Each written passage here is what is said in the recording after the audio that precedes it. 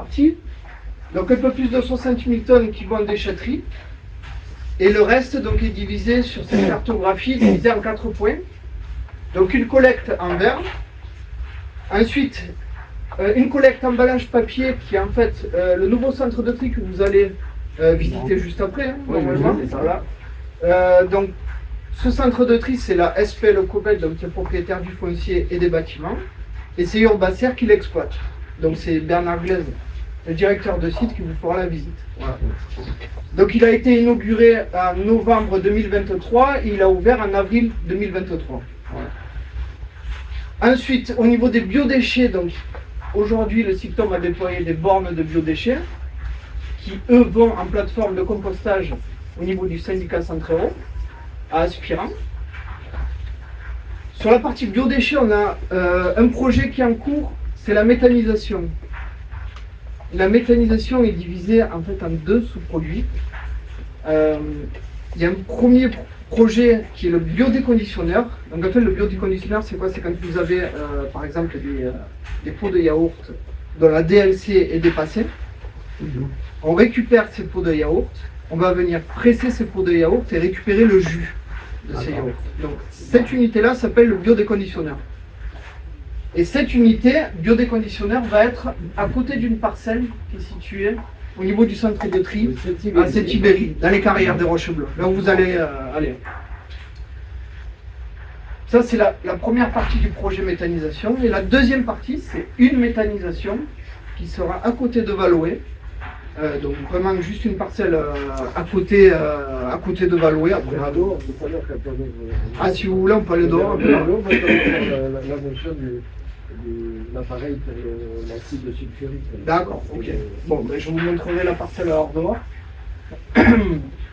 Donc le but de cette méthanisation, c'est de transformer en fait la matière organique, enfin pas de transformer, mais de récupérer le biogaz émanant de la partie organique. Accessoirement, il y a un petit peu de CO2 aussi qui va être collecté. Et donc le résiduel, donc ce qui restera dans le digestat, en fait le pot de yaourt, la partie organique, elle va retourner au sol. Donc en fait, c'est complètement une boucle vertueuse où il y aura très peu de rejets. Voilà.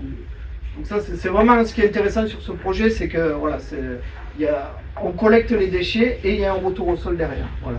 Donc il n'y a pas de pollution. Et là où on est aujourd'hui, donc c'est collecte des ordures ménagères sur un procédé de biostabilisation. Le reste de l'air passe ici. Vous avez le ventilateur ici qui en fait aspire l'air depuis le début. Ensuite, ce ventilateur injecte l'air dans une tour de lavage. Et dans cette tour de lavage, en fait, on a des espèces donc on appelle ça de la garniture en plastique. Nous, on appelle ça vulgairement des bigoudis, quoi. Il faut imaginer des petits composants plastiques. En plus de ces composants, on a de l'acide sulfurique qui est injecté. Le rôle de ces bigoudis, en fait, c'est de favoriser l'échange eau, air et acide sulfurique, qui est un parfait échange pour pouvoir abattre en fait un maximum d'ammoniac. Donc, ce qui c'est sympa bon, quoi. Voilà. Donc, tout ça passe dans cette tour de lavage. On bat un maximum d'ammoniac ici. Le reste, parce qu'il reste toujours un peu des cochonneries, ça part en fait sur une toiture où on a un biofiltre. Le biofiltre, c'est du compost de bois, quoi. On va faire simple, c'est un peu plus compliqué, mais voilà, en tout cas, c'est du bois. C'est la matière, voilà. C'est du bois, c'est des composts, des copeaux résineux avec de l'épicéa, voilà, un mélange savant qui permet de garder et d'abattre en fait tout le résiduant des cochonneries. Et après, le reste, ça va. Et bien sûr, vu qu'on est sur un site ICPE, donc on est suivi de très près par la RVAL, bien sûr.